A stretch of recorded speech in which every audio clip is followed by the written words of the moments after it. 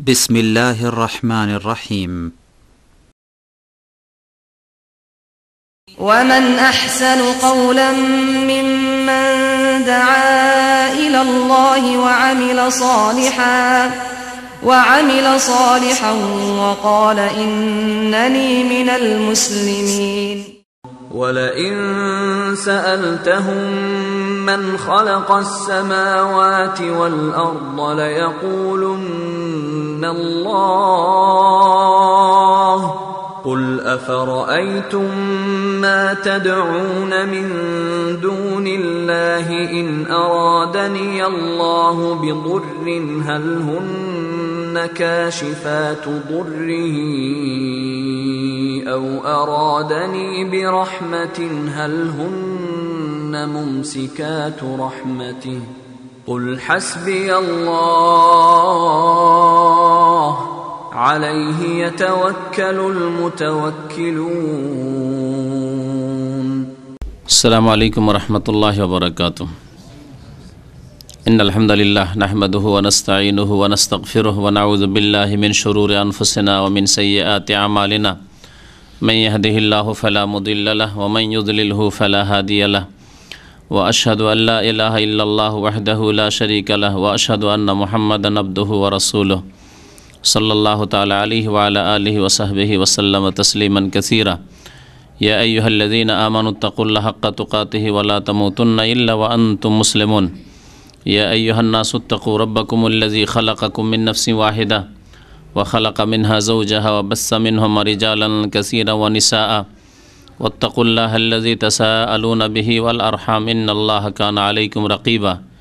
يا أيها الذين آمنوا اتقوا الله وقولوا قولا سديدا يصلح لكم أعمالكم ويغفر لكم ذنوبكم ومن يطع الله ورسوله فقد فاز فوزا عظيما. أما بعد فإن خير الحديث كتاب الله وخير الهدي هدي محمد صلى الله عليه وسلم وشر الأمور محدثاتها وكل محدثة بدعة وكل بدعة ضلالة وكل ضلالة في النار. أعوذ بالله من الشيطان الرجيم. بسم الله الرحمن الرحيم. ولئن سألتهم من خلق السماوات والأرض ليقولن الله قل أفرأيتم ما تدعون من دون الله إن أرادني الله بضر هل هن كاشفات ضره أو أرادني برحمة هل هن ممسكات رحمته قل حسبي الله عليه يتوكل المتوكلون. মহান আল্লাহর সমস্ত প্রশংসা যে আল্লাহ পাক রব্বুল আলামিন আমাদেরকে সৃষ্টি করেছেন, আসমান জমিন সৃষ্টি করেছেন।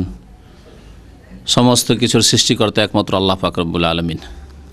সমস্ত ইবাদত বন্দেগী সুতরাং তারই হওয়া উচিত। যিনি সৃষ্টিকর্তা, যিনি সমস্ত নিয়ামতের দানকারী, সমস্ত ইবাদত তার জন্যই একমাত্র হওয়া আবশ্যক। আল্লাহ পাক এই উদ্দেশ্যে আমাদেরকে সৃষ্টি করেছেন। যার কোনো অংশীদার নেই, যেমন সৃষ্টিতে তেমনই তার ইবাদত বন্দেগীতেও যেন কোনো রকমের শিরক না থাকে। এই হচ্ছে আল্লাহ পাক রব্বুল আলমিনের রুবুবিয়াত প্রভুত্বের তৌহিদের দাবি, যে তিনি যখন এক ও একক, তার সৃষ্টির ক্ষেত্রে, তার আমলের ক্ষেত্রে, তার কাজের ক্ষেত্রে, তেমনই ইবাদত বন্দেগীও হবে একমাত্র আল্লাহ পাক রব্বুল আলমিনের জন্য। আর আল্লাহ পাক রব্বুল আলমিনের সাথে শিরক করা হচ্ছে সবচেয়ে বড় অপরাধ। সে বড় শিরক হোক আর ছোট শিরক হোক। ছোট শিরক হলেও সেটি কাবিরা গুনাহ এবং বড় কাবিরা গুনাহ। অনেকে মনে করে যে ছোট শিরক মানে হয়তো ছোট গুনাহ, না, ছোট শিরক মানে বড় কাবিরা গুনাহ। যদি আল্লাহ পাক রব্বুল আলামিনের ইবাদত সুন্দরভাবে প্রতিষ্ঠিত করতে হয়, তাহলে শিরক থেকে নিজের আকীদা, বিশ্বাসকে, কাজকর্মকে, আমলকে মুক্ত করতে হবে। যদি শিরক থাকে আকীদায় অথবা আমলে সামান্যতম, তাহলে কোনো ইবাদত বন্দেগী আল্লাহ পাক রব্বুল আলামিনের দরবারে কবুল হবে না। দরুদ ও সালাম নাযিল হোক প্রিয় নবী মুহাম্মদ রাসূলুল্লাহ সাল্লাল্লাহু আলাইহি ওয়াসাল্লামের প্রতি, যিনি সমস্ত শিরকের লুকায়িত প্রকাশ্য রাস্তাগুলি বন্ধ করে দিয়েছেন, সতর্ক করেছেন শিরক থেকে, এবং তাওহীদকে তিনি প্রতিষ্ঠা করার জন্য 23 বছরের জিন্দেগি কি আল্লাহর রাস্তায় তিনি উৎসর্গ করেছেন। আল্লাহুম্মা সাল্লি আলাইহি আল্লাহুম্মা বারিক আলাইহি। যেসব শিরক আমাদের সমাজে ছড়িয়ে আছে, আর সেসব শিরকের সাথে কোনো ইবাদত বন্দেগী কবুল হয় না। সেসবের একটি অন্যতম শিরক হচ্ছে তাবিজ ব্যবহার করা, এবং এই তাবিজের সাথে আনুষঙ্গিক আরও যেসব বিষয়গুলি আছে, বালা পরা, আত্মরক্ষার জন্য, হেফাজতের জন্য, যেন বালা মুসিবত না চলে আসে, অথবা বালা মুসিবত চলে এসেছে তো সেটা দূর করার জন্য, অথবা তাগা সুতা বাঁধা, কালো সুতা সাদা সুতা যাই হোক বাঁধা হাতে, শরীরে, কোমরে ইত্যাদি, এই ধরনের যেসব বিষয়গুলি রয়েছে এগুলি শিরকের অন্তর্ভুক্ত। এসব বিষয় সম্পর্কে আজকে আপনাদের সামনে আলোচনা রাখব। আল্লাহ পাক রব্বুল আলামিন একমাত্র সৃষ্টিকর্তা, এ কথা এমনকি মুশরিকরাও স্বীকার করত। মহান আল্লাহ ইরশাদ করছেন সূরা জুমারের আয়াত নম্বর 38-এ, ওয়ালা ইন সাআলতাহুম মান খালাকাস সামাওয়াতি ওয়াল আরদ। হে নবী, আপনি যদি তাদেরকে জিজ্ঞাসা করেন, মানে মুশরিকদেরকে জিজ্ঞাসা করেন, মক্কার আরবের মুশরিকদেরকে, যারা আল্লাহ পাকের ইবাদত বন্দেগীতে শিরক করত, তারাও সৃষ্টিকর্তা আসমান জমিনের মানুষের আল্লাহকে মনে করত। আল্লাহ পাক ইরশাদ করেছেন যে তাদেরকে যদি জিজ্ঞাসা করো মান খালাকাস সামাওয়াতি ওয়াল আরদ, আসমানগুলিকে কে সৃষ্টি করেছে, জমিনকে কে সৃষ্টি করেছে, তারা উত্তরে বলবে লা ইয়াকুলুনাল্লাহ, অবশ্যই আল্লাহ, আল্লাহ সৃষ্টি করেছে। তাহলে সৃষ্টিকর্তা ওরাও মানত, তারপরেও তাদেরকে আল্লাহ পাক রব্বুল আলামিন মুশরিক বলে আখ্যায়িত করেছেন, কাফির বলে আখ্যায়িত করেছেন। আল্লাহ পাক তাদেরকে সম্বোধন করেছেন কুল ইয়া আইয়ুহাল কাফিরুন বলে। গরম আমাকে বেশি লাগছে না আপনাদের লাগছে? ওই পিছনে এটা এসিটা ছেড়ে দেন তো একটু।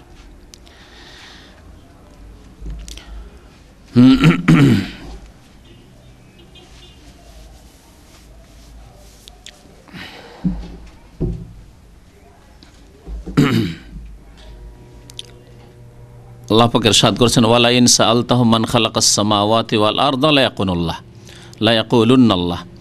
তাদেরকে যদি জিজ্ঞাসা করো যে আসমান জমিনকে সৃষ্টি করেছে, তারা বলবে অবশ্যই আল্লাহ।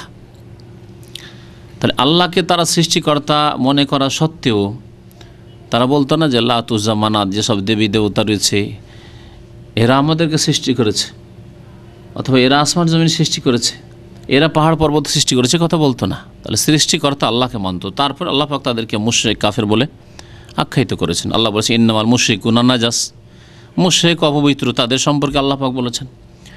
আল্লাহ পাক বলেছেন কুল ইয়া আইয়ুহাল কাফিরুন, হে কাফের সমাজ, হে অস্বীকারী কাফের, লা আবুদু মা তা'বুদুন। তো তাহলে বোঝা গেল যে শুধু আল্লাহকে সৃষ্টিকর্তা মানলেই তাওহীদ রক্ষা হবে না, বরং আল্লাহকে সৃষ্টিকর্তা মানার সাথে সাথে যখন সৃষ্টিকর্তা তিনি, তাহলে ইবাদত বন্দেগী সমস্ত হবে একমাত্র তার জন্য। আপনি সৃষ্টিকর্তা আল্লাহকে মনে করলেন আর আপনার ইবাদতের কিছু অংশ আর কাউকে দেবেন, এটা চলবে না। তাবিজে এই বিষয়টি রয়েছে, তাবিজে এই বিষয়টি রয়েছে। কোন দিক থেকে সে কথা পরে বোঝাবো, আগে আয়াতটা শেষ করা যাক। তারপরে আল্লাহ পাক রব্বুল আলামিন ইরশাদ করছেন যে হে নবী বলে দেন আফারা আইতুম কুল আফারা আইতুম মা তাদউনা মিন দুনিল্লাহ, আচ্ছা বলো তো আল্লাহ ছাড়া যাদেরকে তোমরা ডাকো, যাদেরকে আহ্বান করো, মনে করো যে এরা তোমাদের ডাকে সাড়া দেবে, তোমাদের কাজে আসবে, ইন আরাদানি আল্লাহ বিদুররিন, আল্লাহ যদি ইচ্ছা করেন কোনো ক্ষতি সাধনের আমার সাথে অথবা যে কোনো মানুষের সাথে, আল্লাহ যদি কোনো ক্ষতির ইচ্ছা করেন যে আপনার ক্ষতি হবে, আমার ক্ষতি হবে, হাল হন্না কাশিফাতু দুররে, এই যাদেরকে আহ্বান করে থাকো, যাদের উপর আস্থা ভরসা করে থাকো, যাদেরকে ডেকে থাকো, এরা কি তোমাদের এই ক্ষতিকে দূর করতে পারে, তোমাদের বিপদ থেকে উদ্ধার করতে পারে?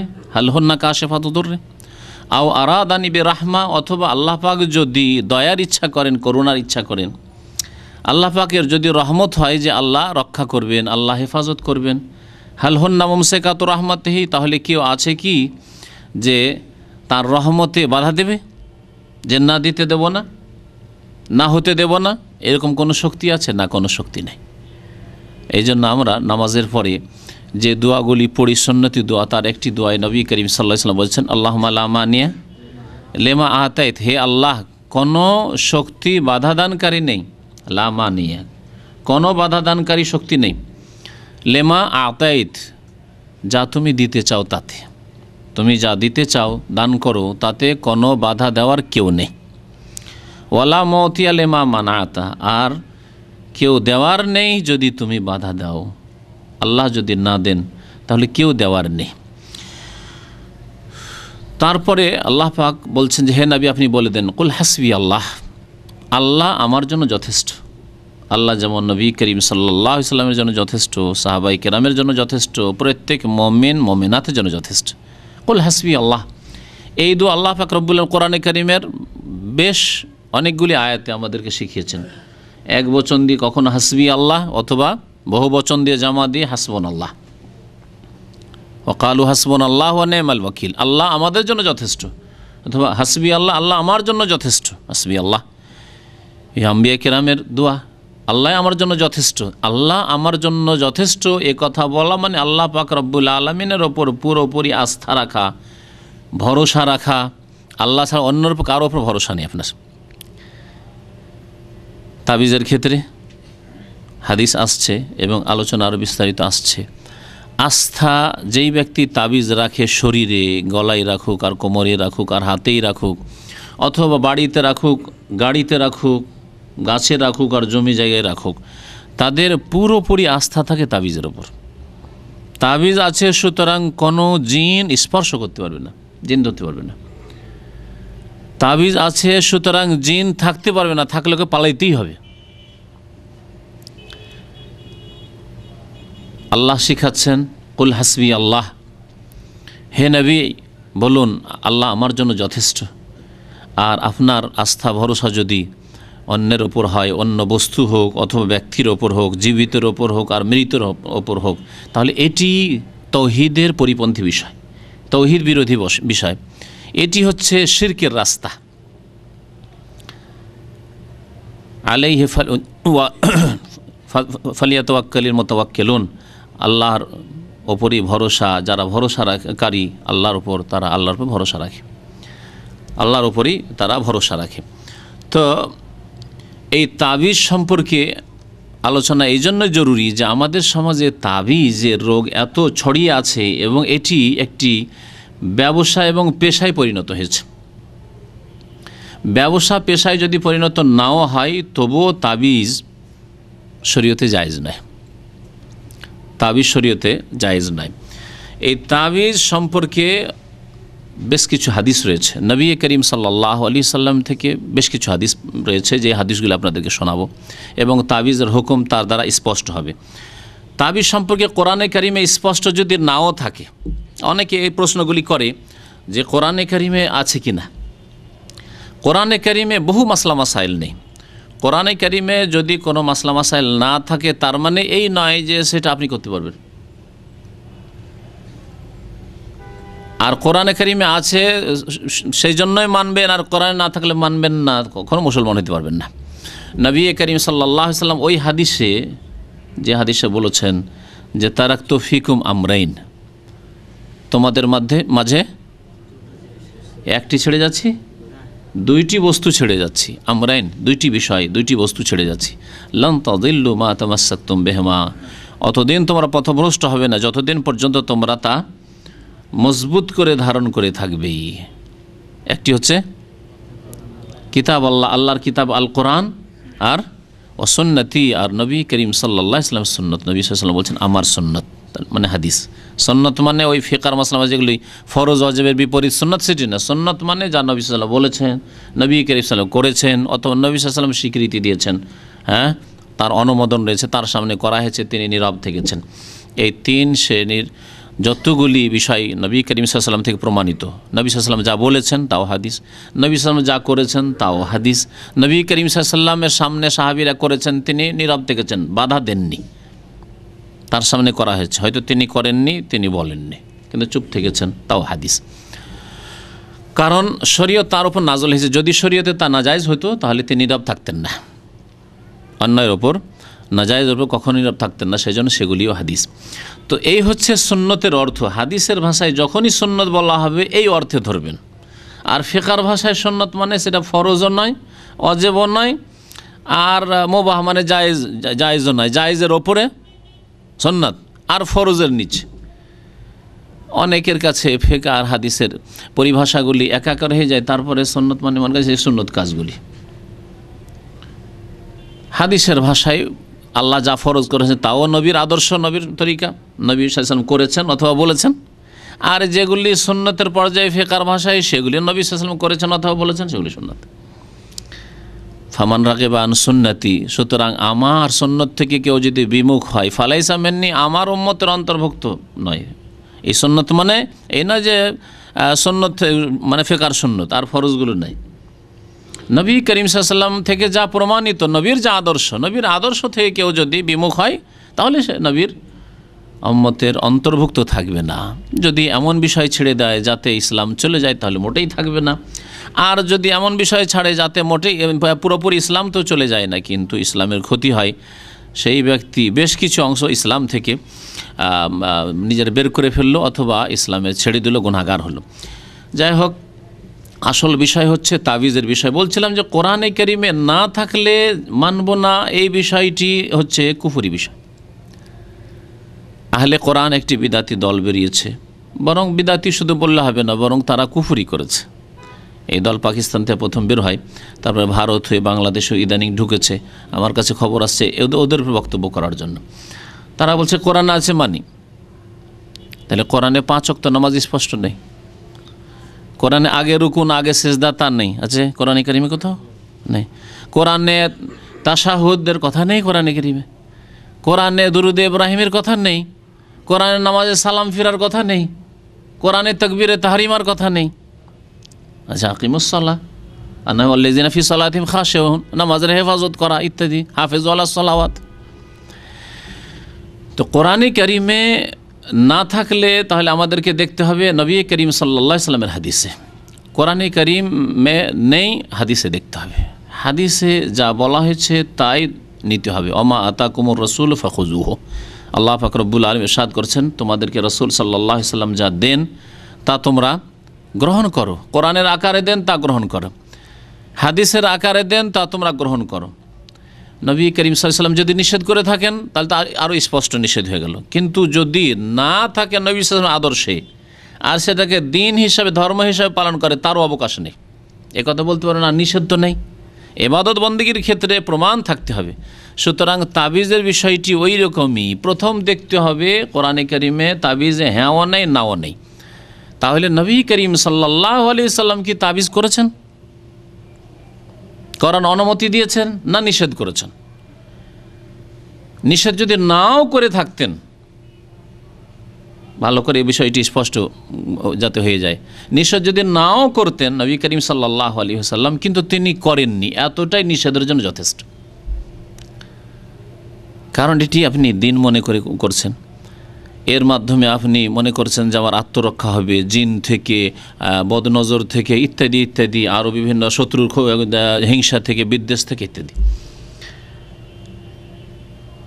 নবী করিম সাল্লাল্লাহু আলাইহি ওয়াসাল্লাম নিষেধ করেছেন তাও আসছে। যদি নিষেধ নাও করতেন আর নবী সাল্লাল্লাহু আলাইহি ওয়াসাল্লাম জীবনে করেননি তাবিজ, তাহলে এতটুকুই যথেষ্ট এটি নাজায়েজ হওয়ার জন্য এবং এটি বিদআত হওয়ার জন্য, এটি শরীয়ত বিরোধী কাজ হওয়ার জন্য।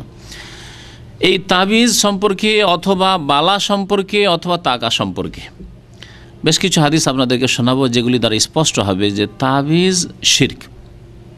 তা বড় শিরক হতে পারে অথবা ছোট শিরক হতে পারে। বড় শিরক কখন হবে আর ছোট শিরক কখন হবে, হাদিসগুলি যখন শোনাবো তখন বলবো যে কোন অবস্থায় বড় শিরক হবে আর কোন অবস্থায় ছোট শিরক হবে। বুখারী এবং মুসলিমের হাদিস, প্রথম হাদিসটি শোনায়। আব্বাদ ইবনে তামিম রাদিয়াল্লাহু তাআলা আনহু বর্ণনা করেছেন যে আবু বশির আনসারী তাকে বলেছেন, আন্নাহু কানা মা রাসূলিল্লাহ সাল্লাল্লাহু আলাইহি ওয়াসাল্লাম ফি বায আসফারিহি, তিনি রাসূলুল্লাহ সাল্লাল্লাহু আলাইহি ওয়াসাল্লামের সাথে কোনো এক সফরে ছিলেন। কালা আব্দুল্লাহ হাসিব আন্নাহু কাল ওয়ান্নাসু বিমাবিতিহিম, লোকেরা সব আরাম বিশ্রাম করছিল, শুয়েছিল রাত্রিবেলা। ফারসালা রাসূলুল্লাহ সাল্লাল্লাহু আলাইহি ওয়াসাল্লাম রাসূলান, রাসূলুল্লাহ সাল্লাল্লাহু আলাইহি ওয়াসাল্লাম একজন দূত পাঠালেন। আরবি ভাষায় রাসূল মানে দূত হয়। নবী সাল্লাল্লাহু আলাইহি ওয়াসাল্লাম আমাদের জন্য আল্লাহর পক্ষ থেকে দূত, এই জন্য রাসূলুল্লাহ বলা হচ্ছে, আল্লাহর রাসূল, আল্লাহর দূত। আর নবী করিম সাল্লাল্লাহু আলাইহি ওয়াসাল্লাম রসুল পাঠালেন মানে দূত পাঠালেন একজন, সংবাদ বাহক পাঠালেন, আল্লাহ ইয়াবকায়ান্না ফি রাকাবাতে বাইরিন কিলাদাতুম মিন ওয়াতারিন আও কিলাদাতুন ইল্লা কুতিয়াত। এই হুকুম দিয়ে এই মর্মে পাঠালেন যে দেখো কারো উটের গলায় যাতে করে কোনো ধনুকের যে রশি রয়েছে, ধনুকে যে রশি থাকে, এই ধনুকের রশির মালা যেন না থাকে, অথবা যে কোনো রকমের মালা বা রশি লাগানো আছে। আর সেই রশি লাগানো এই জন্য আছে যে উটকে যেন বদনজর না লাগে, এই উদ্দেশ্যে। জাহিলি যুগে মুশরিকেরা এরকম করত, উটের গলায় বিশেষ রশি, তা হচ্ছে ধনুকে অনেক দিন ব্যবহার করে ওই রশি যখন পুরানো হয়ে যেত তখন পুরাতন রশি আর ধনুকে কাজ লাগবে না, কখন ছিঁড়ে যাবে টান দিতে গেলে, তখন ওই রশিটাকে খুলে উটের গলায় ওরা দিয়ে নিত। আর মনে করতে যে উটের গলায় এই পুরাতন ধনুকের রশি যদি থাকে তাহলে বদনজর লাগবে না, কারণ উটকে বদনজর কেউ হিংসা করলে লেগে যায়, যে কোনো ব্যক্তিকেও লাগতে পারে, বস্তুকেও লাগতে পারে বদনজর। বদনজর সম্পর্কে নবী করিম সাল্লাল্লাহু আলাইহি ওয়াসাল্লাম বলছেন আল আইনু হাক্কুন, বদনজর লাগা হচ্ছে সত্য, বদনজর লাগা হচ্ছে সত্য এবং এমন সূক্ষ্ম বিষয় যে আপনি টের পাবেন না কেমন করে বদনজর লেগে গেল। কিন্তু সাধারণত বদনজর কার লাগে? যে হয়তো হিংসার দৃষ্টিতে দেখে, হিংসার দৃষ্টিতে, আরে এর এত সুন্দর গাড়ি, এর এত সুন্দর ছেলে, এত ভালো আওয়াজ, এত কণ্ঠ ভালো, এত সুন্দর দেখতে, এত টাকা পয়সার মালিক। এইভাবে হিংসার দৃষ্টিতে যদি কেউ কোনো ধন সম্পদ, কোনো পশু, কোনো মানুষ, কোনো ছেলে, কোনো বাড়িঘর, কোনো গাড়ির দিকে দেখে তাহলে বদনজর লাগে। আর অনেকের দৃষ্টিতে ওর হয়তো হিংসার নজরে দেখছে না, কিন্তু ওর দৃষ্টিতে এমন কুশক্তি আছে যার ফলে হয়তো সে হয়তো হিংসার নজরে না দেখলেও বদনজর লেগে যেতে পারে। এরকম কিছু লোক আল্লাহ পাক সৃষ্টি করেছেন, আছে হয়তো তাদের। সুতরাং ওদের নজর থেকে ভালো বস্তুগুলিকে, ভালো জিনিসকে, সুন্দর ছেলে, সুন্দর গাড়ি ইত্যাদি, সুন্দর বাড়ি, এগুলো রক্ষা থাকা উচিত।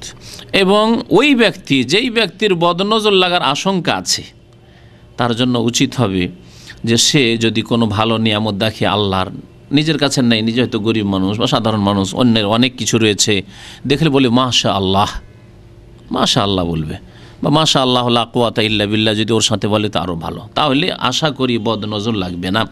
যেমন উলামায়ে কিরাম বলেছেন, কোরআনে কারিমে এটি আয়াত, ওয়ালা ওয়ালা ইজ দাখালতা জান্নাতা কুলতা মাশা আল্লাহ লা কুওয়াতা ইল্লা বিল্লাহ। সুতরাং মাশা আল্লাহ বলা উচিত। এই আমলটি আরবদের মধ্যে আছে। যদি কোনো ভালো আওয়াজ, কারো ভালো তেলাওয়াত শুনলেন মাশা আল্লাহ, কারো ভালো একটি গাড়ি দেখলো মাশা আল্লাহ। কিন্তু আমাদের সমাজের লোকেরা এসব সুন্নত থেকে অজ্ঞ, জানেও না, আর অনেকে জানলে আমলের আগ্রহের অভাব রয়েছে। এইসব সুন্নতগুলি কিন্তু আমাদের দেশের চর্চা হয় না। আপনাদেরকে এগুলি চর্চা করতে হবে। বলেন মাশা আল্লাহ, আপনার ছেলে কত সুন্দর, নাও সাথে সাথে বলেন মাশা আল্লাহ বলেন। আপনার ছেলে কত মোটা, না বলেন মাশা আল্লাহ। যাই হোক, নবী করিম সাল্লাল্লাহু আলাইহি ওয়াসাল্লাম কি বললেন যে উটের গলায় যদি কোনো রকমের রশি লাগানো থাকে, উটের হেফাজতের জন্য যে যদি রশি থাকে, যে কোনো রকমের রশি হোক অথবা বিশেষ ওই ধনুকের রশিটা হোক, তাহলে তা কী করে দেওয়া হোক, কেটে দেওয়া হোক, ছিঁড়ে ফেলে দেওয়া হোক, খবরদার যেন না রাখা হয়। নবী করিম সাল্লাল্লাহু আলাইহি ওয়াসাল্লাম তাহলে আত্মরক্ষার জন্য কোনো কিছু লটকাতে নিষেধ করলেন। এখানে রশির কথা আসলো, রশির মতো হচ্ছে হাতে টাকা বেঁধে রাখা, টাকা বেঁধে রাখা দেখেছেন, কারো ব্যথার কালো সুতা বেঁধে রাখতে দেখেছেন, হ্যাঁ কালো সুতা বেঁধে রাখে, অথবা বালা দিয়ে রাখে, হ্যাঁ বিভিন্ন রকমের বালা, তামার অথবা আরও কিছুর হোক না কেন, আত্মরক্ষার জন্য দিয়ে রাখে, অথবা কোনো আপদ বিপদ বা কোনো কিছুর জন্য, কোনো ব্যথা, ও ব্যথার সাথে ওই সুতার কি সম্পর্ক আছে? ব্যথার কি এটা চিকিৎসা? আল্লাহ পাক এইরকম কি কারণ তৈরি করেছেন যে ব্যথা হইলে একটা সুতা বাঁধলে ভালো হয়ে যাবে? না, এগুলো হচ্ছে টোটকা, আমাদের দেশের সমাজে বলে, শুনেছেন কিনা টোটকা শব্দ। এগুলি এক ধরনের শিরক। যদিও মনে করে যে আল্লাহই শেফা দেনেওয়ালা, এটা শুধু একটা মাধ্যম, তবুও এটা শিরক। এটা হচ্ছে শিরকে আসগার, কাবিরা গুনাহ, বড় শিরক, ছোট শিরক। আর যদি মনে করে যে এই বালাতেই ক্ষমতা আছে অথবা এই সুতাতেই ক্ষমতা আছে, তাহলে এটা বড় শিরক হয়ে যাবে। তখন তাহলে এই বিষয়গুলি বড় শিরকও চলে যেতে পারে, যাতে ইসলাম থেকে মানুষ বেরিয়ে যাবে, আর ছোট শিরক তো কমপক্ষে হবেই হবে। তো এই ছিল একটি হাদিস যেটি আপনার ঝুলানো সম্পর্কে, যদিও তাবিজ শব্দ এখানে আসেনি, কিন্তু রশি ঝুলানো, ওর মধ্যে আছে বালা ঝুলানো অথবা আর কিছু ঝুলানো। দেখেছেন আমাদের দেশের ট্রাকগুলিতে, বাসগুলিতে পিছন দিকে স্যান্ডেল জুতা ঝুলতে দেখা যায় না? স্যান্ডেল জুতা ঝুলানো এটাও হারাম এবং এটা একটা শিরক, এটাও শিরক। স্যান্ডেল কোন হেফাজত করবে? আপনি কত নিকৃষ্ট যে আপনি নিজে হেফাজত করতে পারলেন না, আপনার এই স্যান্ডেল জুতা ছিঁড়া জুতাতে হেফাজত করে দেবে। তাহলে স্যান্ডেল জুতার চাইতে অধম নিকৃষ্ট এ মানুষ। এগুলো হচ্ছে শিরকের অন্তর্ভুক্ত। এখন আসুন সরাসরি তাবিজ সম্পর্কে নবী করিম সাল্লাল্লাহু আলাইহি সাল্লামের কি বাণী রয়েছে। জায়নাব ইমরাতে আব্দুল্লাহ বিন মাসউদ রাদিয়াল্লাহু তাআলা আনহর বিবির নাম ছিল জায়নাব। বিভিন্ন হাদিসে তার ঘটনা এসেছে, তার মধ্যে একটি স্বামীকে জাকাত দাও, স্বামী ছিল গরিব, স্বামীকে জাকাত দাও সম্পর্কে তার একটি হাদিস আছে। এখানে হাদিস আছে তাবিজ সম্পর্কে। বলছেন তিনি যে আমার স্বামী আমাকে এই হাদিস শুনিয়েছেন, আব্দুল্লাহ বিন মাসউদ রাদিয়াল্লাহু তাআলা আনহু কাল সামি'তু রাসূলুল্লাহ সাল্লাল্লাহু আলাইহি ওয়াসাল্লাম ইয়াকুল, নবী করিম সাল্লাল্লাহু আলাইহি ওয়াসাল্লামকে আমি বলতে শুনেছি, ইয়াকুল ইন্নার রুকা ওয়াত তামাইমা ওয়াত তিওয়ালাতা শিরকুন, নিশ্চয় ঝাড়ফুঁক করা, রোকা ওয়াত্তামা এবং তাবিজ, ওয়াত্তেওয়ালা এবং ভালোবাসা সৃষ্টি করার উপায় অবলম্বন করা, ভালোবাসা সৃষ্টির জন্য কিছু তাবিজ তোমার দেওয়া, এগুলি হচ্ছে কি শিরকুন। নবী সাল্লাল্লাহু আলাইহি ওয়াসাল্লাম সরাসরি শিরক বলেছেন এগুলিকে। ঝাড়ফুঁকের ক্ষেত্রে আজকে ঝাড়ফুঁকের আলোচনা করব না, কারণ ঝাড়ফুঁকের উপরে একটা বড় আলোচনা করার ইচ্ছা আছে, এরকম এক ঘন্টার। আগামী দিনগুলিতে ইনশাআল্লাহ তাআলা কোনো এক সপ্তাহে খুব তাড়াতাড়ি ঝাড়ফুঁক সম্পর্কে বিস্তারিত সব দিক নিয়ে আলোচনা করব ইনশাআল্লাহ তাআলা। তো ঝাড়ফুঁক সম্পর্কে এতটুকু জেনে রাখেন, কারণ এখানে যেহেতু হাদিসে এসছে, এই হাদিসে বলা হচ্ছে ঝাড়ফুঁক শিরক, কিন্তু অন্য হাদিসে রয়েছে নবী করিম সাল্লাল্লাহু আলাইহি সাল্লামকে এক সাহাবী বললেন যে ইয়া রাসূলুল্লাহ, আমরা তো জাহিলি যুগে ফুঁক ফাঁক দিতাম, দম করতাম আর ভালো হয়ে যেত, তো কিছু বলতাম এইরকম শব্দ আর বলে ঝাড়ফুঁক করতাম। তো নবী সাল্লাল্লাহু আলাইহি ওয়াসাল্লাম বললেন এরজু আলাইয়া রোকাকুম, তোমাদের ঝাড়ফুঁকের যেগুলি পড়তে, দোয়া কালাম পড়তে বা কিছু পড়তে, সেগুলি পেশ করো, শোনাও কি আছে। শব্দগুলি শুনলেন, দেখলেন যে আরবি শব্দ এবং বোধগম্য বোঝা যাচ্ছে, আর অর্থে কোনো শিরক নেই, তার অর্থে কোনো শিরক নেই। তখন বললেন নবী সাল্লাল্লাহু আলাইহি ওয়াসাল্লাম যে তোমরা ঝাড়ফুঁক করতে পারো মা লাম ইয়াকুন ফিহি শিরকুন, যতক্ষণ শিরক না আছে ততক্ষণ পর্যন্ত ওই সব দোয়া কালাম দিয়ে তোমরা ঝাড়ফুঁক করতে পারো। তাহলে ঝাড়ফুঁক করার জন্য কোরআন কারীমের সূরা পড়ে বা কোনো দোয়া পড়ে অথবা কোনো ভালো কথা, যাতে অর্থ বুঝতে পারছেন আর তাতে কোনো শিরক নেই, অর্থ বুঝতে পারছেন আর শিরক নেই। কারণ এমন কিছু মন্ত্রতন্ত্র আছে যে আরবিও না আর বাংলাও না, আর বাংলা তো হইলেও তার অর্থ বুঝেন না, তাহলে কিন্তু শিরক হয়ে যাবে। যার অর্থ বুঝতে পারছেন না এমন কিছু আছে, তাহলে নিশ্চয় এর মধ্যে কিছু ভেজাল আছে, কেন অর্থ বোঝা যাচ্ছে না। সুতরাং এমন কোনো মন্ত্রতন্ত্র দিয়ে ঝাড়ফুঁক করা যাবে না যার অর্থ বোঝা যায় না। তাহলে ঝাড়ফুঁকের ক্ষেত্রে দুই ভাগে বিভক্ত ঝাড়ফুঁক। তাবিজ সম্পর্কে দুই ভাগে বিভক্ত নয় যে তাবিজ জায়েজ আছে না জায়েজ আছে না, এই ক্ষেত্রে কারণ আরও হাদিস আসছে, ওখানে তাবিজ সম্পর্কে কোনো পার্থক্য করা হয়নি। আর ঝাড়ফুঁক সম্পর্কে বলা হয়েছে যদি শিরক না থাকে তোমরা ফুঁক দিতে পারো। তারপর নবী করিম সাল্লাল্লাহু আলাইহি সাল্লামের উপর সূরা নাস ফালাক নাযিল হয়েছে, যখন তাকে ইহুদি জাদু করেছিল ফুঁক দেওয়ার জন্য, দম করার জন্য। তাহলে কোরআনী আয়াত দিয়ে, কোরআনী সূরা দিয়ে দম করা সুন্নত দ্বারা প্রমাণিত। তামাইম হচ্ছে তাবিজ। তাবিজ আমরা যে ব্যবহার করি, আউয়াজা ইউআউযু তাবিজান, তাবিজ আরবি শব্দ। তাবিজ মানে কাউকে স্মরণে রাখা, স্মরণ মানে পানহাতে রাখা, আশ্রয়ে রাখা। কার আশ্রয় রাখবেন? রাখতে হবে আল্লাহর আশ্রয়। কুল আউযু বিরাব্বিল ফালাক বা বিরাব্বিন নাস, হ্যাঁ, আউযু বিল্লাহি মিনাশ শাইতানির রাজিম, আল্লাহর শরণ নিচ্ছি বা আল্লাহর আশ্রয় নিচ্ছি। কিন্তু এখানে তাবিজ ওই যে ওর মধ্যে কিছু ঢুকা আছে, সে গাছের ডাল আর জড় শেকড়ি হোক, আর তাতে কিছু দুয়া টুয়া লিখাই হোক বা মন্ত্রতন্ত্র লেখা হোক বা শিরকি কোনো কালাম হোক, ওর আশ্রয় যেন রাখা হচ্ছে ওই ব্যক্তিকে, যেই ব্যক্তির গায়ে ঝুলিয়ে দেওয়া হচ্ছে তাবিজ।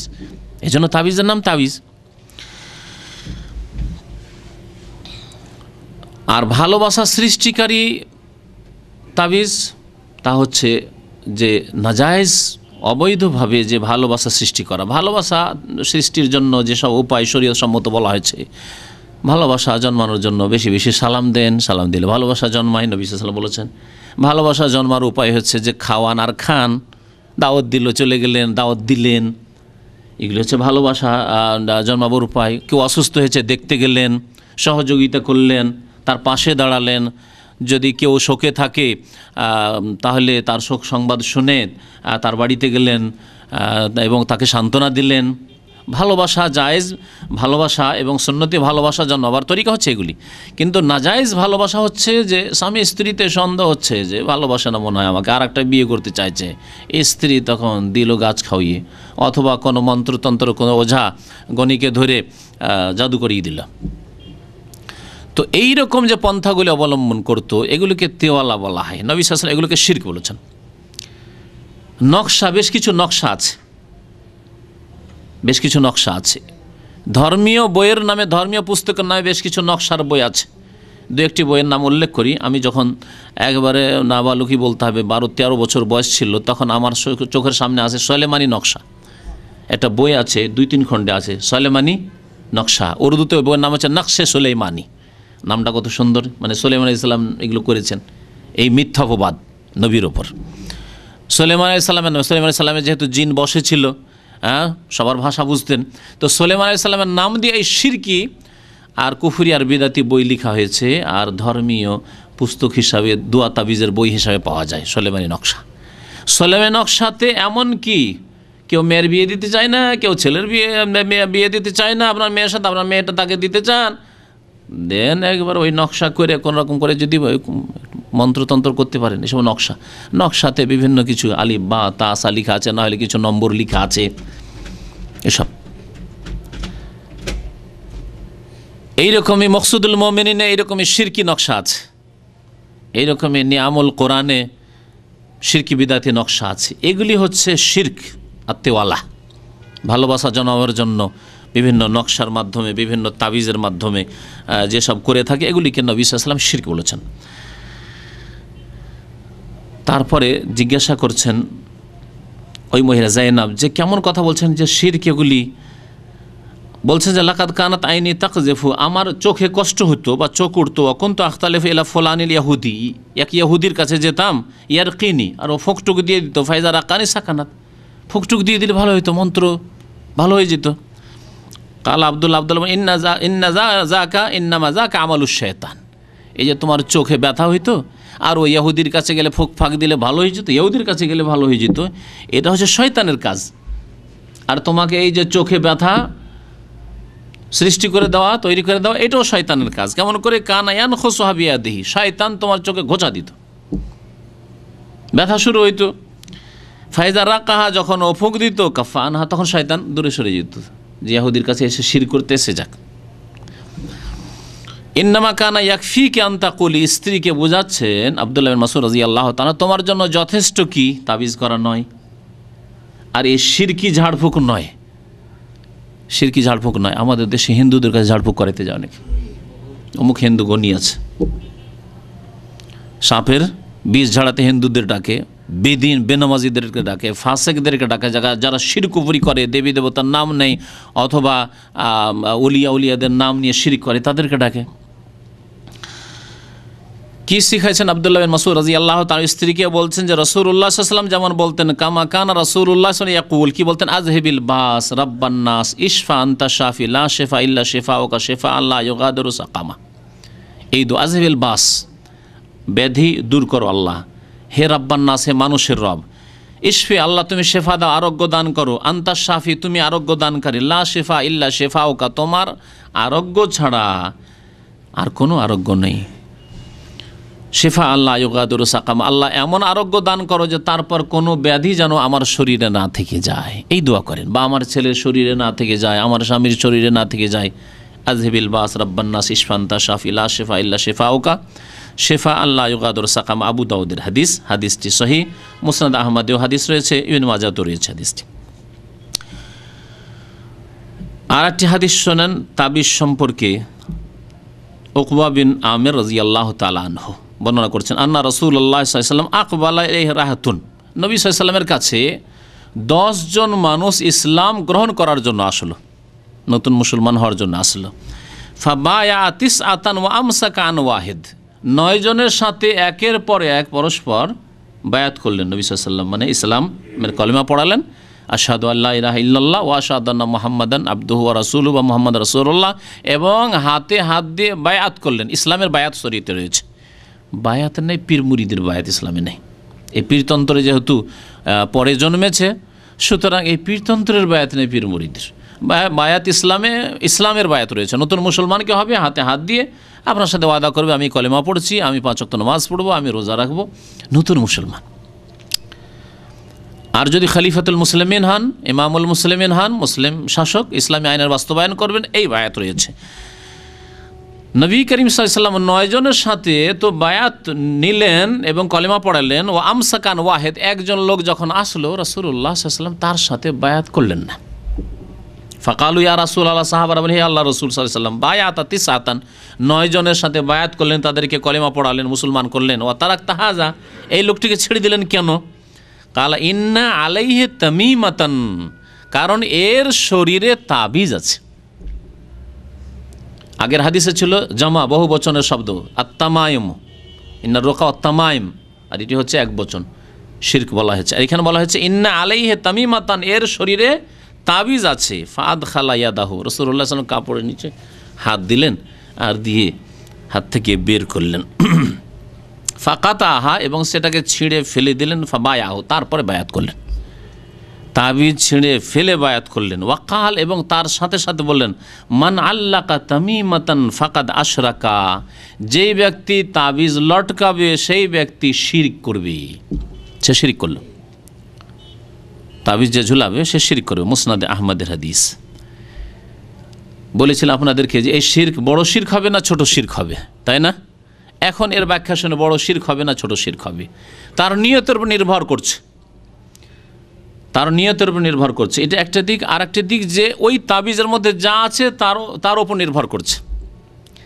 আপনি যেই তাবিজ আল্লাহ না করে ব্যবহার করেন, কোনো ভাই যদি তাবিজ ব্যবহার করে, ওই তাবিজের মধ্যে যদি শিরকিয়া কথা থাকে, যেমন আছে জিন শয়তানের নাম, ফরিয়াদ, ফেরেশতাদের কাছে ফরিয়াদ, অথবা মাদাদ ইয়া রাসূলুল্লাহ, রসুলের কাছে ফরিয়াদ, অথবা ইয়া গাউসুল আজম জিলানি, ইয়া খাজা চিশতি, ইয়া আলী, ইয়া হুসেন, ইয়া হাসান।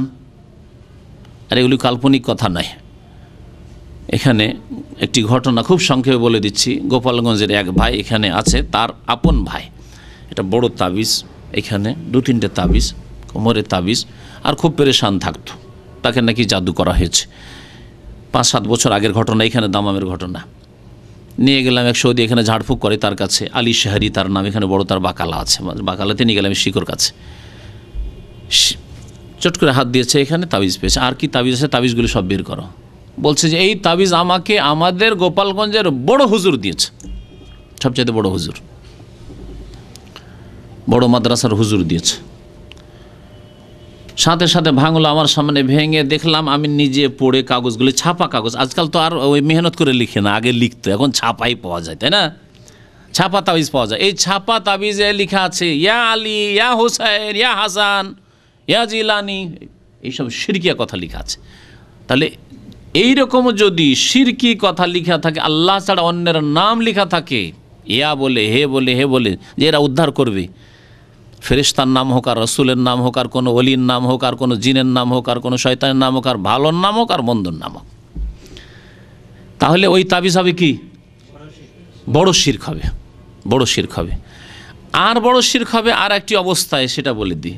সেটা হচ্ছে যদি কেউ মনে করে যে আমার শরীরে, অথবা আমার ছেলেমেয়ের শরীরে, অথবা আমার বাড়িতে, গাড়িতে যদি, বা আমার গাছে যদি তাবিজ লটকা থাকে, কারণ আমার দেশে গাছেও কিন্তু ওই নম্বরওয়ালা সূরা মারিয়ামের বা অমুক তমুক সূরার ওই নকশা লটকায়, যদি মনে করে এটা যদি থাকে, তাহলে কেউ বান মারতে পারবে না, কোনো জিন শয়তান ক্ষতি করতে পারবে না, কোনো মানুষ শয়তান ক্ষতি করতে পারবে না, কোনো বালা মুসিবত আসবে না।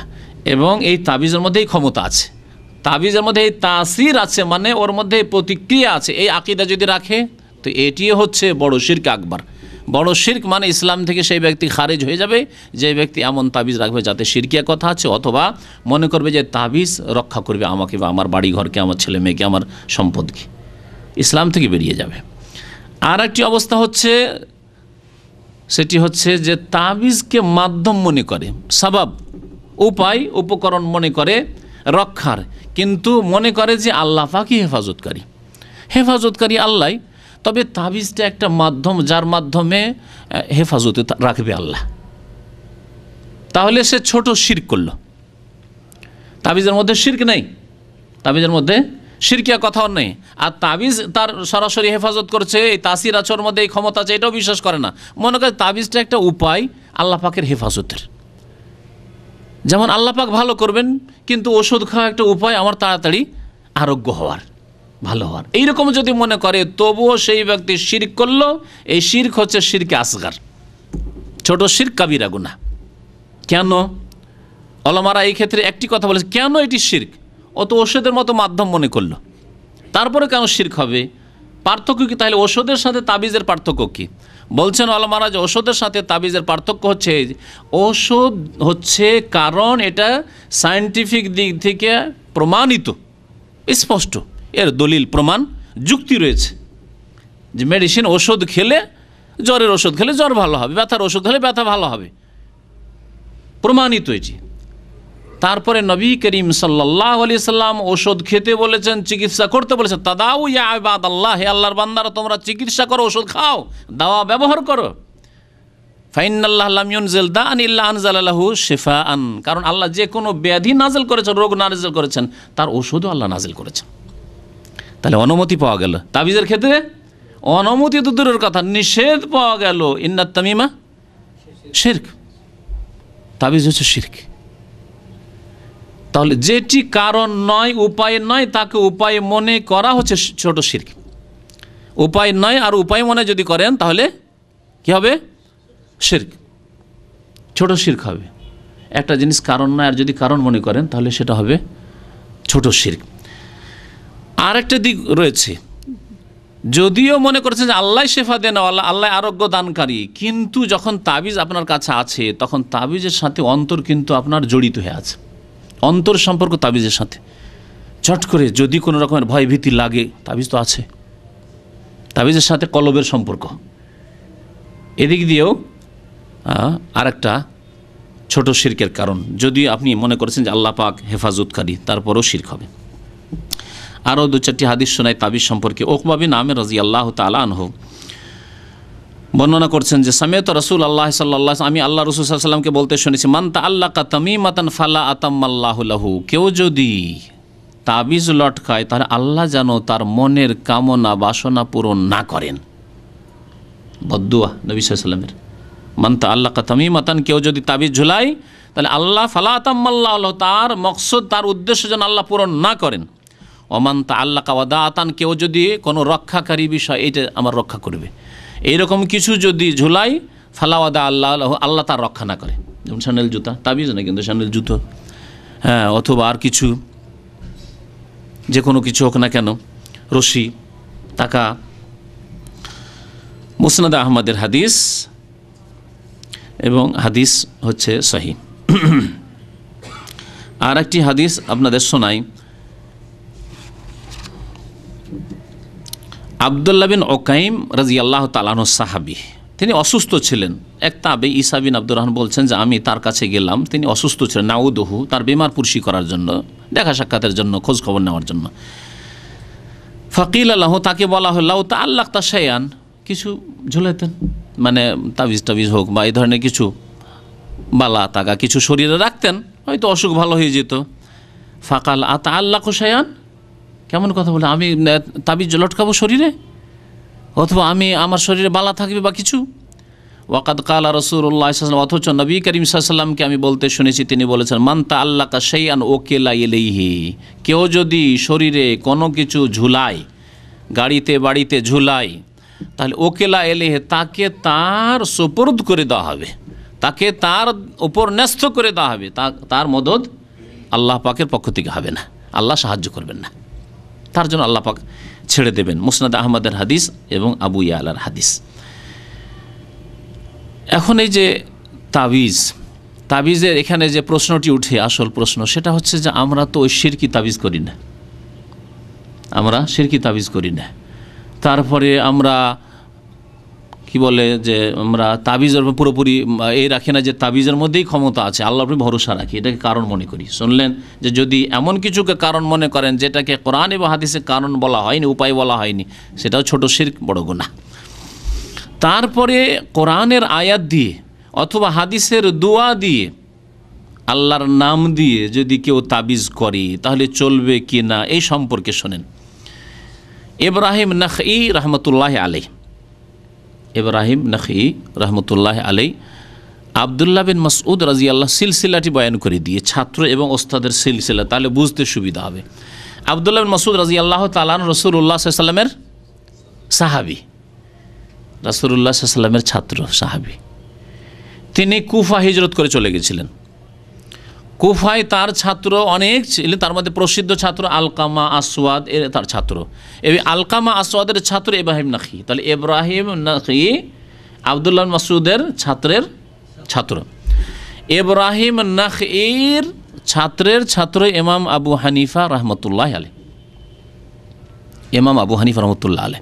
তাহলে ইমাম আবু হানিফা রহমতুল্লাহ আলাইহির ওস্তাদের ওস্তাদ কি বলছেন এই দুয়া তাবিজ সম্পর্কে, তাবিজ করা সম্পর্কে? কোরআন দিয়ে তাবিজ করা যাবে যাবে না, দুয়া দিয়ে তাবিজ করা যাবে যাবে না, এই সম্পর্কে শোনেন।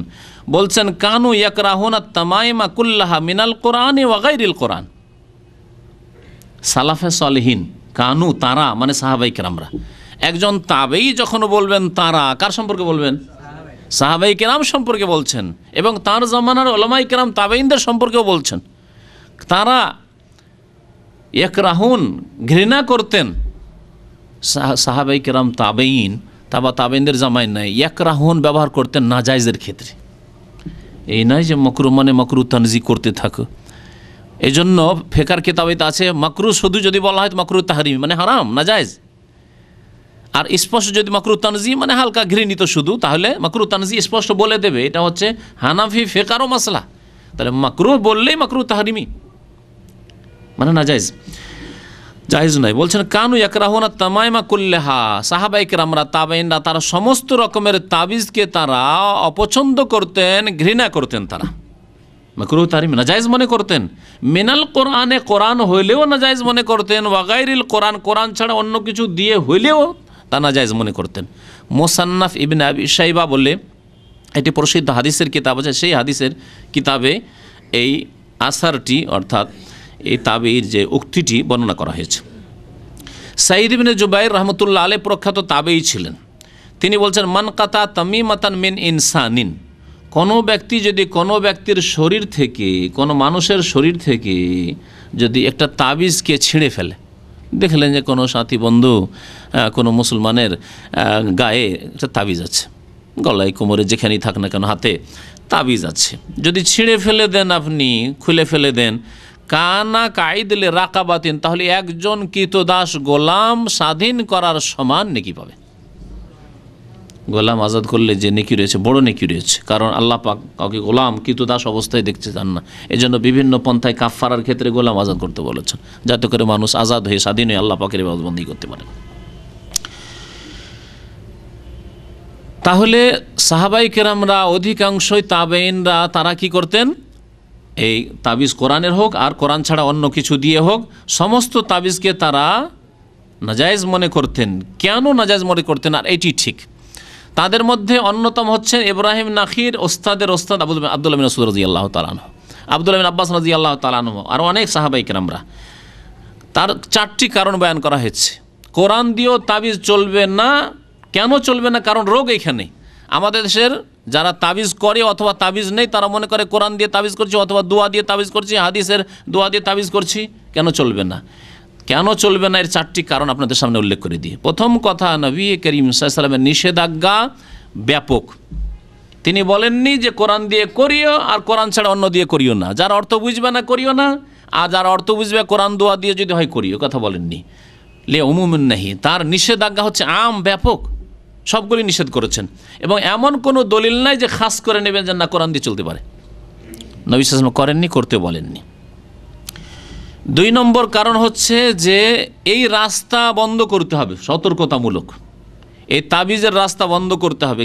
কারণ যারা তাবিজের ব্যবসায়ী বা তাবিজ করে বা তাবিজ নেই, এদের জন্য তাবিজের দরজা যদি খোলা থাকে, শুধু কোরআনি বা দুয়ার তাবিজ নেবে না, তার নামে অনেক শিরকি তাবিজ চলবে। যেমন এই ঘটনা বয়ান করলাম, বললো যে আমাদের বড় মৌলানা তাবিজ দিয়েছে, আমাদের হুজুর গোপালগঞ্জে তাবিজ দিয়েছে, কিন্তু তাবিজে লেখা আছে শিরকি আলী, ইয়া হুসেন, ইয়া জিলানি, এসব লেখা আছে।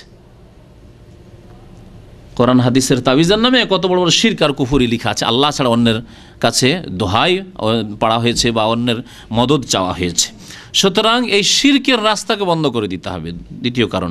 তৃতীয় কারণ হচ্ছে যে কোরআনের দ্বারা যদি তাবিজ করা যায়, কোরআনী সূরা দিয়ে অথবা কোনো দোয়া দিয়ে, হাদিসের দোয়া দিয়ে তাবিজ করা যায়, তাহলে আল্লাহর কালামের, কোরআনে কারীমের, আল্লাহর নামের, নবী সাল্লাল্লাহু আলাইহি ওয়াসাল্লাম হাদিসের দোয়ার অবমাননা করা হইল, মানহানি, তৌহিন করা হইল। বিশেষ করে পেশাব পায়খানার অবস্থায়, সহবাসের অবস্থায়, স্বপ্নদোষের অবস্থায়, বহু নাপাক অবস্থায় দিনে কতবার পেশাব করতে বসছেন আর তাবিজ গায়ে আপনার, আর দাবি করছেন যে তাবিজ আমার কোরআনের সূরা, সূরা নাস, ফালাক লেখা আছে, অথবা আউযুবিল্লাহি মিনাশ শাইতানির রাজিম লেখা আছে, বা আল্লাহর আসমায়ে হুসনা লেখা আছে, আল্লাহুর রহমানুর রহিমও লেখা আছে। আপনি কি করে এত বড় বেয়াদবি করেছেন আল্লাহর নামের সাথে, কোরআন কারীমের আয়াতের সাথে, আর নবী সাল্লাল্লাহু আলাইহি ওয়াসাল্লামের দোয়া, হাদিসের দোয়ার সাথে, যে আপনি পেশাব পায়খানা নিয়ে বসছেন। 3 নম্বর কারণ। 4 নম্বর কারণ হচ্ছে যে নবী করিম সাল্লাল্লাহু আলাইহি সাল্লাম নিজেও দম করেছেন, ঝাড়ফুঁক করেছেন, আর তাকেও ঝাড়ফুঁক করা হয়েছে, অর্থাৎ নিজে ফুঁক দিয়ে, নিজের শরীরে ফুঁক দিয়েছেন। আর মা আয়েশা রাদিয়াল্লাহু যখন শরীর চলছিল নবী সাল্লাল্লাহু আলাইহি সাল্লামের মৃত্যুশয্যায়, তখন নবী করিম সাল্লাল্লাহু আলাইহি সাল্লাম বলছেন তুমি পড়ো, আর দিয়ে হাতে পড়ে, মা আয়েশা রাদিয়াল্লাহু তাআলা পড়ে হাতটা ফিরাচ্ছেন, নবী সাল্লাল্লাহু আলাইহি সাল্লাম মোবারক হাত ফিরাচ্ছেন। তারপরে অন্যদেরকে হুকুমও করেছেন তোমরা ঝাড়ফুঁক করো, দম করো। তাহলে দোয়া পড়ে দম করার কথা নবী করিম সাল্লাল্লাহু আলাইহি সাল্লাম বলেছেন, কিন্তু নবী করিম সাল্লাল্লাহু আলাইহি সাল্লাম না নিজে তাবিজ লটকিয়েছেন নিজের শরীরে, না ছেলে মেয়েদের শরীরে, নাতিদের শরীরে, আর না স্ত্রীদের শরীরে, আর না কাউকে হুকুম দিয়েছেন। এই 4টি কারণে কোরআনি তাবিজও চলবে না, হাদিসের দোয়া দিয়েও তাবিজ চলবে না, আল্লাহর নাম দিয়েও তাবিজ চলবে না। আশা করি এই কথাগুলি স্পষ্ট। আল্লাহ পাক যেন বুঝার তৌফিক দান করেন, আল্লাহ পাক আমাদের গুনাহ খাতা যেন মাফ করেন। আর 2-1টি হাদিস শোনাই তাবিজের সাথে সাথে যে তাকাগুলো রয়েছে, বালা রয়েছে, এসব সম্পর্কে।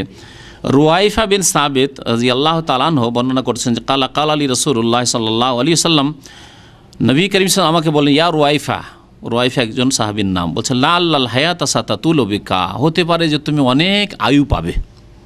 যদি তুমি আয়ু পাও, দীর্ঘ আয়ু পাও, ফা আখবিরিন নাস, তাহলে আমার পরে বেঁচে থাকলে লোকজনকে বলে দেবে এ হাদিসটি, মান আকাদা লাহিয়াতাহু, কেউ যদি দাড়িতে গিরা লাগায়, দাড়িতে গিরা লাগায়, দাড়িকে বেঁধে রাখে বা দাড়ি পাক দেয়, দেখেছেন এরকম লোক? হ্যাঁ, আপনার একটু কম দেখেছেন। হ্যাঁ, সন্ন্যাসীর, কারণ এরা পীর ফকিররা করে, এরা করে, ওই শিখেরা করে, ভারতের শিখ, যে পাঞ্জাবের শিখ জাতিরা করে, দাড়ি পাক দিয়ে রাখা। আও তাকাল্লাদা ওয়াতরান, অথবা ওই ধনুকের যে রশিটা রয়েছে, সে ধনুকের রশি কোনো পশুর বা কোনো মানুষের, কোনো ছেলের গলায় যদি হাড়ের মতো করে ব্যবহার করে, যে এতে আত্মরক্ষা হবে, বালা মুসিবত থেকে হেফাজতে থাকবে। আও ইস্তানজা বিরাজিয়ে দাব্বাতিন আও আজমিন, অথবা কেউ যদি ইস্তেঞ্জা করে, মানে কুলুক নেই, কোনো পশুর গোবর দিয়ে অথবা হাড্ডি দিয়ে, এই কয়টি কথা বললেন নবী সাল্লাল্লাহু আলাইহি ওয়াসাল্লাম। ফাইন্না মুহাম্মাদান সাল্লাল্লাহু আলাইহি ওয়াসাল্লাম মিনহু বারিউন, তবে নবী করিম সাল্লাল্লাহু আলাইহি ওয়াসাল্লাম তার থেকে সম্পর্ক ছেদের ঘোষণা করছেন। তাহলে বোঝা গেল যে গলায় বা হাতে বা কিছু তাকা বা সুতা বা রশি বেঁধে রাখা, যে এতে বিপদ আপদ থেকে হেফাজতে থাকবো, এসব করলে নবী করিম সাল্লাল্লাহু আলাইহি ওয়াসাল্লাম সম্পর্ক ছেদের ঘোষণা করেন। মুসনাদ আহমদের হাদিস, আবু দাউদের হাদিস, নাসাইর হাদিস। আল্লামা নাসিরুদ্দিন আলবানী রহমতুল্লাহ হাদিসটিকে সহিহ বলেছেন।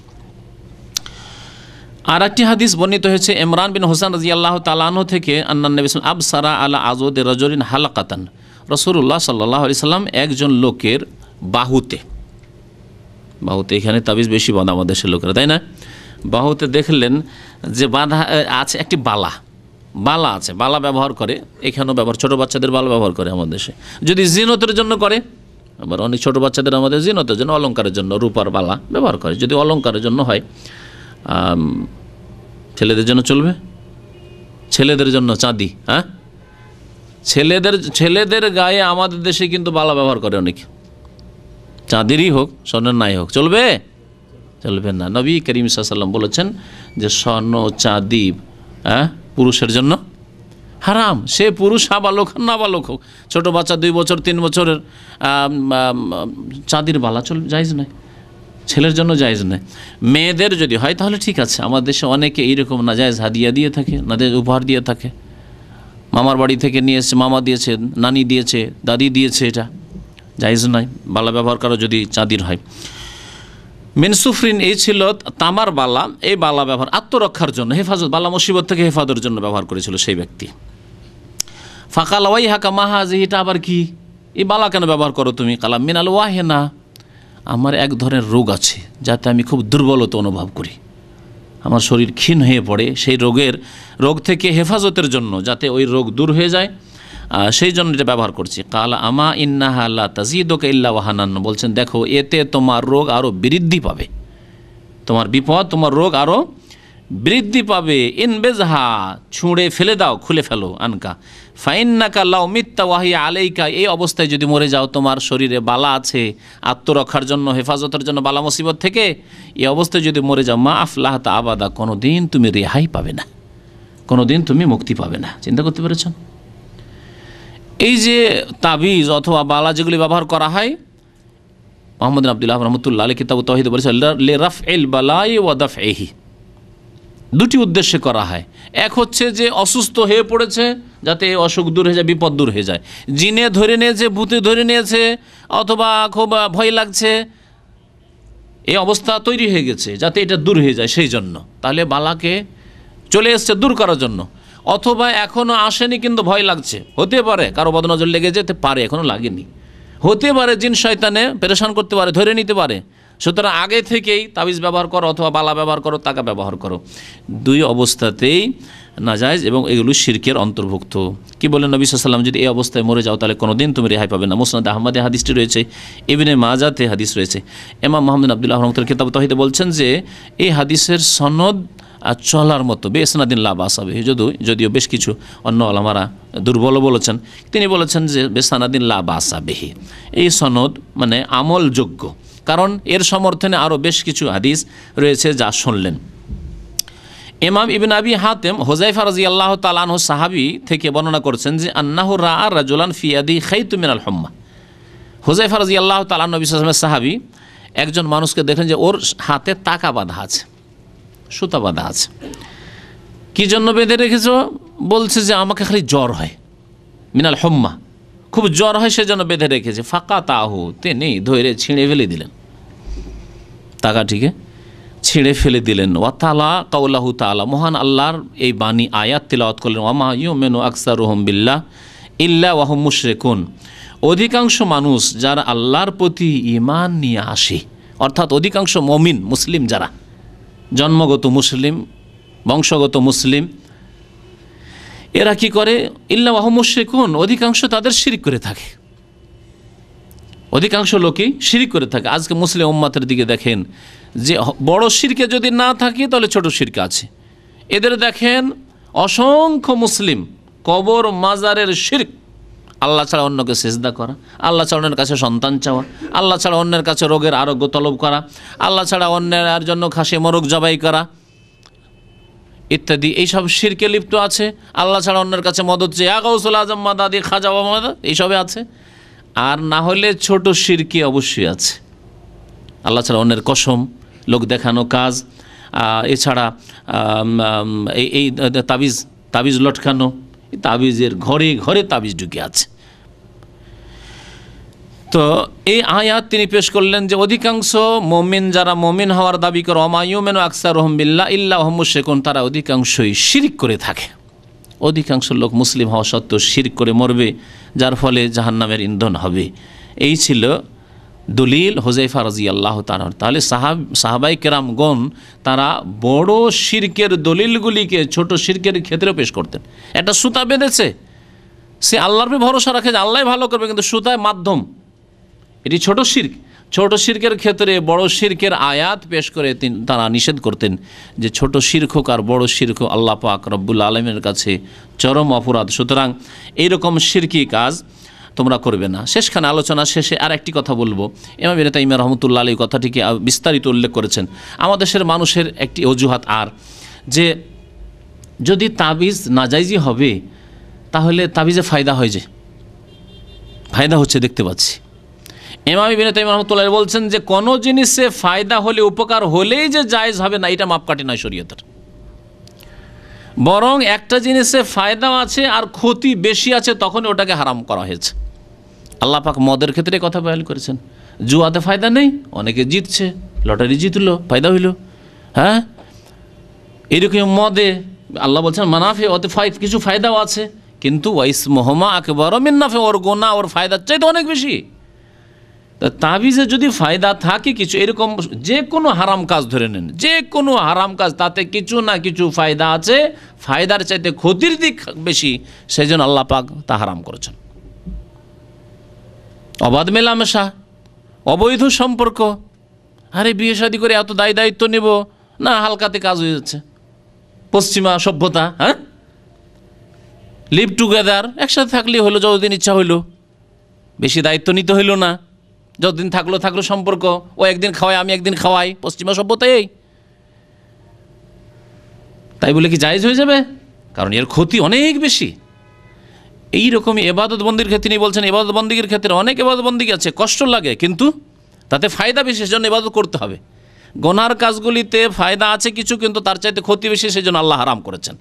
আর এবাদত বন্দিগিতে কষ্ট আছে, কিন্তু কষ্ট থাকলেও কষ্টের চাইতে বেশি ফায়দা আছে, এই জন্য সেগুলি করতে হবে।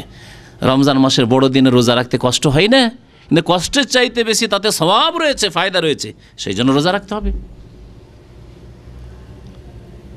এই ফর্মুলা যে ফায়দা হচ্ছে তাবিজে, সেই জন্য করব না, চলবে না, কারণ আল্লাহ পাক ভালো জানেন, আল্লাহ রাসূল সাল্লাল্লাহু আলাইহি ওয়াসাল্লাম ভালো জানেন, সুতরাং তাতে ক্ষতির দিক বেশি রয়েছে, সেই জন্য আল্লাহ পাক রব্বুল আলামিনের রাসূল সাল্লাল্লাহু আলাইহি ওয়াসাল্লাম তাবিজ লটকানোকে শিরক বলে আখ্যায়িত করেছেন।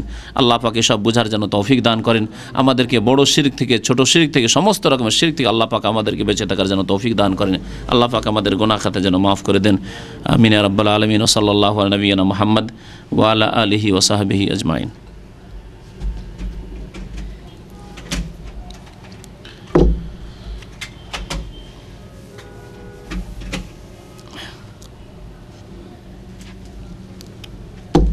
তাবিজ সম্পর্কে কোনো প্রশ্ন থাকে তো ঠিক আছে। হ্যাঁ, এক ভাই বলছে যে কোরআনের আয়াত কাগজে লিখে পানিতে গুলিয়ে বা মিলে পানি পান করা যাবে। হ্যাঁ, এটা গুরুত্বপূর্ণ প্রশ্ন। তবে তার আগে একটি কথা বলি যে তাবিজে আল্লাহর রুবুবিয়তও শিরক আছে আর উলুহিয়াত ইবাদত বন্দেগী তো শিরক আছে। তাওহীদে রুবুবিয়তও শিরক হয় আর তাওহীদে উলুহিয়াতও শিরক হয়, দুটোতেই শিরক হয়। তাওহীদ যে তিন প্রকার, দুটোতে দুই রকম শিরক হয়। রুবুবিয়তে প্রভুত্বে কেমন করে শিরক, তাবিজে যে তাসির নেই, ক্ষমতা নেই, সেই ক্ষমতা মনে করলেন যে এটা কারণ, এটাতে ফায়দা হবে। তাহলে আল্লাহ পাক যাতে ফায়দার কথা বলেননি, রসুল বলেননি, সেটাতে ফায়দা মনে করছেন, এটা হচ্ছে আল্লাহর প্রভুত্বে রুবুবিয়তে শিরক। আর অন্তর আপনার ঝুঁকে আছে তাবিজের দিকে, আল্লাহর দিকে পুরোপুরি ঝুঁকে থাকতে হইতো, আল্লাহর উপর আস্থা থাকতে হতো, ভরসা, ও আলাল্লাহি ফালিয়াতাওয়াক্কালিল মুমিনুন হইতো। কিন্তু না, আপনার অনেকটাই ভরসা তাবিজের ওপর, এই দিক দিয়ে ভরসা যেহেতু এবাদত, আপনার এই এবাদতের শিরক মজুদ আছে। তাহলে দুই রকমের শিরক পাওয়া যায় এই তাবিজে। আর যে প্রশ্ন আমাদের ভাই করেছেন সেটা হচ্ছে যে কোরআনের আয়াতকে কাগজে লিখে সেটা পানিতে ডুবিয়ে ধুয়ে খাওয়ানো কেমন, এর কোনো দলিল নেই, এর জায়েজ হওয়ার কোনো দলিল নেই। তবে ইমাম ইবনে তাইমিয়া রহমতুল্লাহ আলাইহি সম্ভবত লিখেছেন যে যদি এতে কাগজে তিনি লিখেননি, তিনি লিখেছেন যে কাগজে সম্ভবত অথবা যে কোনো কিছুতে লিখার কথা তিনি বলেছেন যে লিখে ওটাকে ধুয়ে যদি খায় তো কোরআনে কারীমের বরকত রয়েছে, তাতে ফায়দা হতে পারে, তিনি লিখেছেন। কিন্তু সাহাবায়ে কেরাম তাবেঈন থেকে এমন কোনো দলিল নেই, সুতরাং সেগুলো থেকে বেঁচে থাকাই ভালো। মুসলিম জিনদেরও কি বিকল্প ভালো ব্যবস্থা আছে, ফুঁক দেওয়া, ওই দোয়া যে আয়াতটা লিখছেন সেই আয়াতটা পড়ে ফুঁক দেন। এখানে আরেকটা আছে সে আজহেবিল বাস, এই দোয়াটা কয়বার করে পড়তে হবে এরকম কোন এই আছে? এমন কিছু নেই, বারবার পড়তে থাকেন, বারবার পড়তে থাকেন। আরেকটি দোয়া আছে 7 বার পড়ার কথা, আসআলুল্লাহ আল আজিম রব্বাল আরশিল আজিম আন ইয়াশফিয়াক। কোনো রোগী ব্যক্তি যদি থাকে তাহলে তার সামনে পড়েন বারবার করে, 7 বার করে, ওইটাতে আছে। জি, আজকে আলোচনা আল্লাহ ভালো করবে। আসছে সে কোনটা? ইসলামিক সংগঠনের আমিরের সাথে বায়াত করা যাবে। হ্যাঁ, ভাই জিজ্ঞাসা করেছেন যে কোন ইসলামী সংগঠন আমিরের সাথে বায়াত করা যাবে কিনা। না, এটিও বিদাতি রাস্তা। এই রাস্তা খোলা মানে পীর মুরিদি। তখন পীর মুরিদির যারা বিদাতি বায়াত আগে থেকে করে আসছে, ভাই বলছে তোমাদের আমিরের যদি বায়াত তোমরা করতে পারো, তো আমরা যদি পীরের বায়াত করছি, তো ভালো কাজের জন্য বায়াত করছি, অসুবিধা কি? এগুলি সব বিদাতি রাস্তা। বায়াত 3টি ক্ষেত্রে আছে। আমার এর উপরে একটা বক্তব্য আছে, অনেক আগেরই, 4-5 বছর আগের বক্তব্য আছে। 2টি আমি আজকে বলেই ফেলেছি, আর একটি ওর সাথে বলে দিলে হয়। 2টি কী বলেছি মনে আছে? একটা হচ্ছে ইসলাম গ্রহণের বায়াত, নতুন মুসলমানকেও হচ্ছে বায়াত, যে আমি কলেমা পড়লাম বিশ্বাস করে, এবং তার সাথে নবীকে রসুল মুহাম্মদ সাল্লাল্লাহু আলাইহি ওয়াসাল্লামকে রসুল মানলাম, নামাজ 5 ওয়াক্ত পড়বো, রোজা রাখবো, জাকাত দেবো, হজ করবো, হারাম কাজ থেকে বেঁচে থাকবো। আর আরেকটি হচ্ছে যে ইসলামিক খলিফা, যিনি ইসলামিক রাষ্ট্র কায়েম করেছেন, ইসলামী আইন বাস্তবায়ন করেন, তার আনুগত্য করার জন্য বায়াত করা। বিশিষ্ট ব্যক্তিরা বায়াত করলেই হলো, প্রত্যেক ব্যক্তির জরুরি নয় যে বায়াত করতে হবে। আমাদের পক্ষ থেকে আমাদের অভিভাবক বা এলাকার যে দায়িত্বশীল একজন করলে আমরা সবাই যদি পেছনে থাকি যথেষ্ট। আর আরেকটি বায়াত হচ্ছে আল্লাহর রাস্তায় যদি জিহাদ হয়, নবী সাল্লাল্লাহু আলাইহি ওয়াসাল্লাম জিহাদের বায়াত নিয়েছেন। যেমন উসমান রাদিয়াল্লাহু তাআলা আনহু যখন মক্কার দিয়ে গেলেন, তখন বন্দী করে রেখেছিল মক্কার কাফেররা। শুনতে পেলেন যে নাকি তারা হত্যা করে দিয়েছে।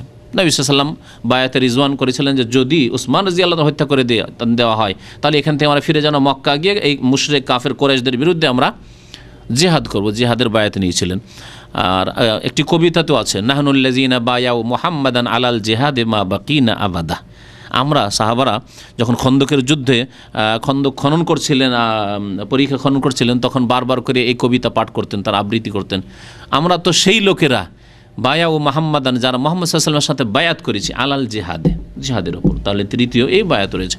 4র্থ কোনো বায়াত ইসলামের নেই। না পীর মুরিদের বায়াত আছে, এই একটি বিদাত।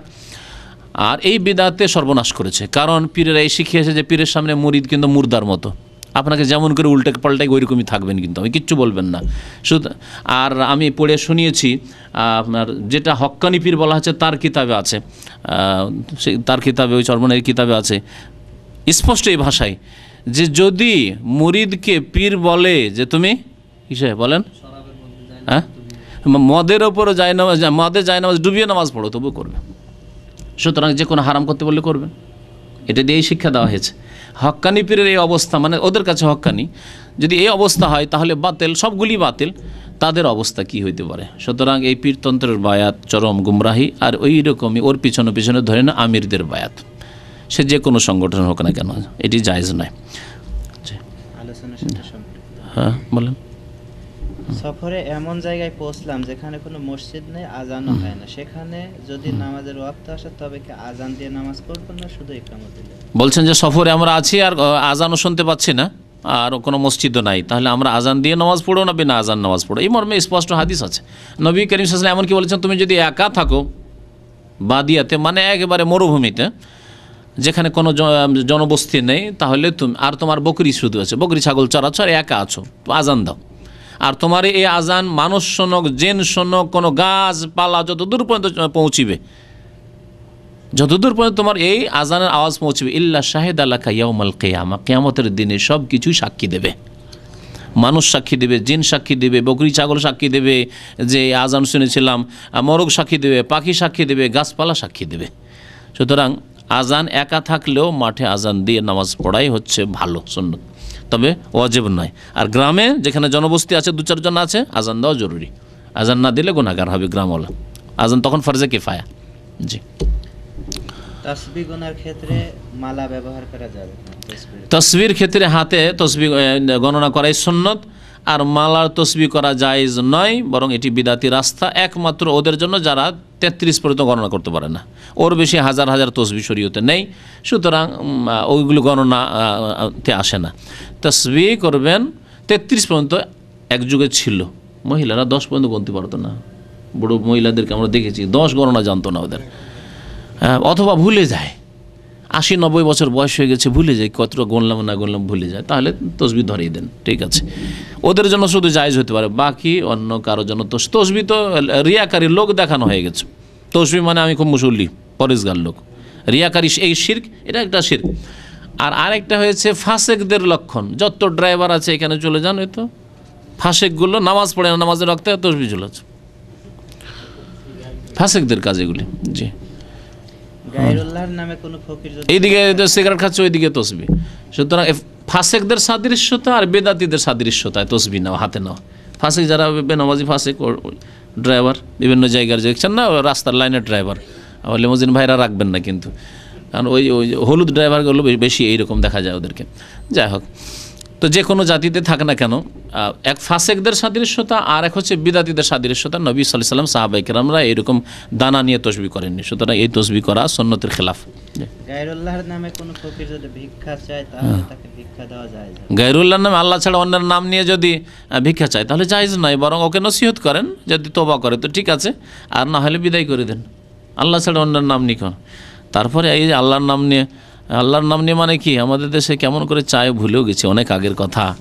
হ্যাঁ, ভুলেই গেছি যে ফকিরগুলো কেমন করে চায়। হ্যাঁ হ্যাঁ, আল্লাহর হস্তে, আল্লাহর হস্তে বলে তো ঠিক আছে, হ্যাঁ আল্লাহর হস্তে। আরও শের শায়েরি কবিতা পড়তে আসে এক শ্রেণীর ফকির জাতিগুলো, ফকির জাতি সুর ধরে ওই সে কবিতা পড়বে, এগুলো এরা আল্লাহ রসুলের নামে শিরক, শিরক। এই যে আল্লাহ এবং রসুলের নাম দুটো সমজ, আর রসুলের নামে আবার কি এরা কবর পূজারী, এরা মুশরিক, আমি জানি। এবং এদেরকে যদি না দিলে আবার এদের অনিষ্ট থেকে বাঁচানো মুশকিল। এরা সব অনেকে জাদুকর, এরা অনেক সময় ক্ষতি করে, সুতরাং এইসব অনিষ্ট থেকে বাঁচার জন্য দিতে পারে না তাদেরকে।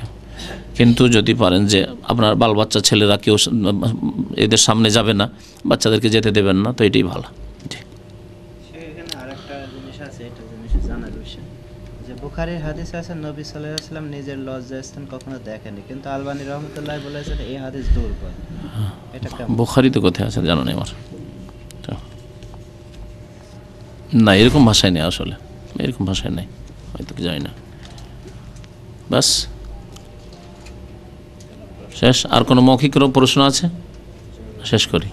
হ্যাঁ, অসুবিধা নেই, মৌখিক যদি কোনো প্রশ্ন থাকে জানার, ছুটে গিয়ে থাকে বা কিছু, আর না হলে এখান থেকে শেষ করি। সাল্লাল্লাহু আলাইহি ওয়া সাল্লাম মুহাম্মদ ওয়া আলা আলিহি ওয়া সাহবিহি আজমাইন।